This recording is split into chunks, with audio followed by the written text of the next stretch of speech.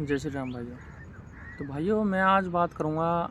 मैं जयपुर शहर में रहता हूँ और भाइयों मैं कुछ लोगों को रेंट पे भी मकान देता हूँ। तो भाइयों कुछ स्टूडेंट मेरे रूम पे रहते हैं। तो भाइयों अब एक कल की बात मैं बताता हूँ। कल मॉर्निंग में मुझे फ़ोन आया 6 बजे। तो मेरे रिश्तेदार कुछ रहते हैं वहाँ मेरे ससुराल से। तो भाइयों उन्होंने मुझे फ़ोन किया। एक लड़का जो रात में दारू पार्टी करता है उनके लिए मुझे इन्फॉर्म करते हैं कि कुछ लोग हैं जो ऊपर रहते हैं, उन्होंने रात में दारू पार्टी करी है और बहुत गंदगी फैला रखी है, उल्टी वुल्टी ऐसे बहुत मतलब गंदा सा हो रखा है। तो भाइयों मैं उन किराएदारों से बात करना चाहता हूँ जो यहाँ जयपुर में पढ़ने के लिए आए हैं। भाइयों आप पढ़ने के लिए आए हो या दारू पीने आए हो या लड़कीबाजी करने या शौक़ करने? आपके माँ बाप ने आपको किस लिए भेजा है यहाँ पे? इसलिए भेजा है कि आप दारू पियो, दारू पार्टी करो, यारों दोस्तों के साथ घूमो, लड़कियाँ घुमाओ। भाइयों आप पेरेंट्स ने आपको ट्रस्ट करके जयपुर में भेजा है पढ़ाई करने के लिए। तो भाइयों पढ़ाई करो। इन चीज़ों से क्या होने वाला है? कुछ ही नहीं। अपने फ्यूचर पे ध्यान दो मेरे भाइयों। और भाइयों रही मेरी बात, भाइयों मुझे बहुत बुरा लगा क्योंकि मैं भी यही सोच रहा था, इसलिए मैंने ये वीडियो बनाई कि भाइयों अपने पेरेंट्स अपने को क्या सोच के जयपुर भेजते हैं या बड़े बड़े शहरों में भेजते हैं पढ़ाई लिखाई के लिए। वो इतना पैसा खर्च करते हैं, अपनी मेहनत मजदूरी, आप उनकी पूरी मेहनत मजदूरी एकदम रद्दी समझ ली है। मेरे भाइयों कितनी मेहनत से वो एक एक रुपया इकट्ठा करके आपको पढ़ाते हैं। मैंने देखी एक बहुत लोगों की ऐसी ऐसी सिचुएशन है जो अपंग है, फिर भी वो अपने बच्चों के भविष्य के लिए कमा के लाते हैं। क्यों कमा रहे हैं? ताकि उसका बेटा पढ़ लिख के कुछ बड़ा आदमी बन जाए, सक्सेस हो जाए, अपने पैरों पे खड़ा हो जाए, ताकि बुढ़ापे में वो अपने माँ बाप का सहारा बने। लेकिन भाइयों पता नहीं यहाँ आने के बाद में यारी दोस्ती ऐसी चीज़ें मेरे भाइयों, मैं मानता हूँ हर यार दोस्त एक जैसा नहीं होता, कुछ अच्छे भी होते हैं। लेकिन भाइयों हमेशा अपने को अच्छे दोस्त की संगत लेनी चाहिए, ना कि बुरे दोस्त की। बुरे दोस्त आपको कहीं सपोर्ट नहीं करने वाले, जब उन पे आपदा आएगी तो वो आपको छोड़ के चले जाएंगे। सच्चा दोस्त वही होता है मेरे भाइयों जब आप पे आपदा आती है और वो आपको सपोर्ट करता है। तो भाइयों ये दारू वारू कुछ ही नहीं है मेरे भाइयों, आपका शरीर का हेल्थ भी बेकार हो जाएगा, बहुत ख़राब चीज़ है। और मैं तो ये चाहता हूँ जितने भी स्टूडेंट है इस चीज़ का सेवन ना ही करे तो बहुत बढ़िया है और अपने फ्यूचर पे ध्यान दें। तो भाइयों मैं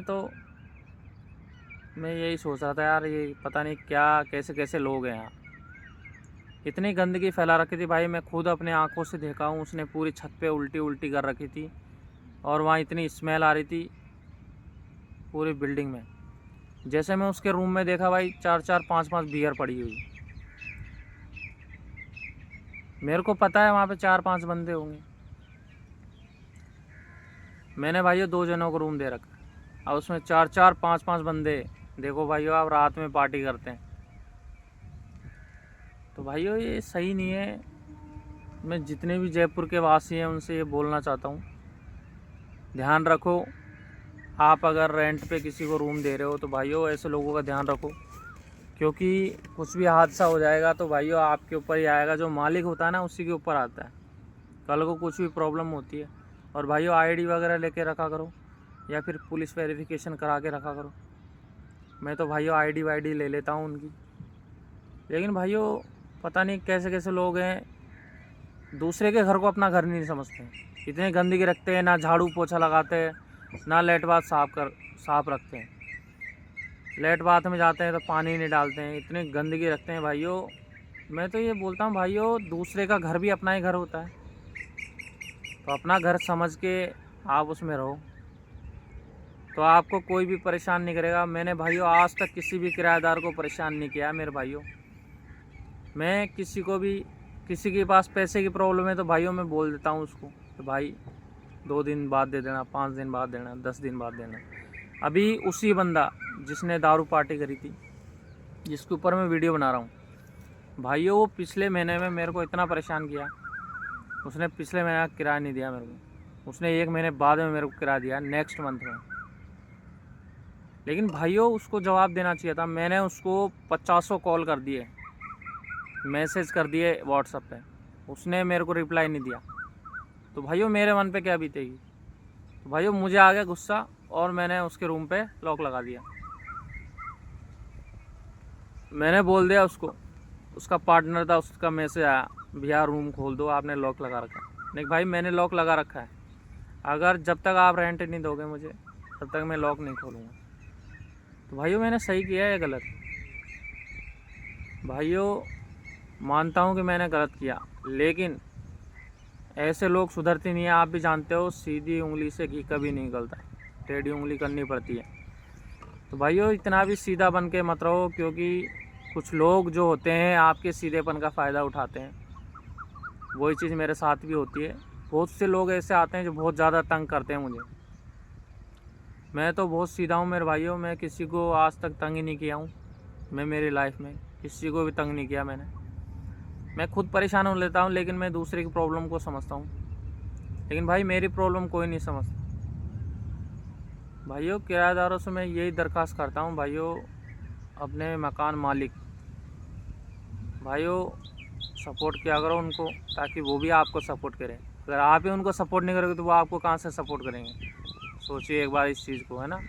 और थोड़ा दिमाग पे प्रेशर डालिए, जोर डालिए, और एक बार दिमाग से सोचिए जिसके रूम पे आप रह रहे हो वो आपके लिए बहुत सेफ़ जगह है मेरे भाइयों।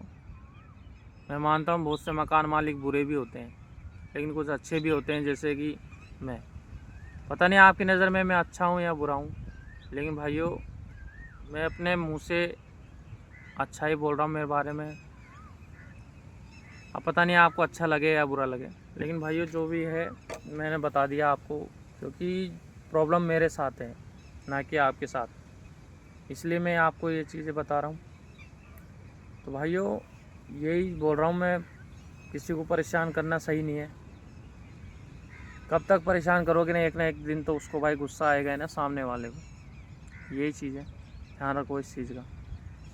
जय श्री राम।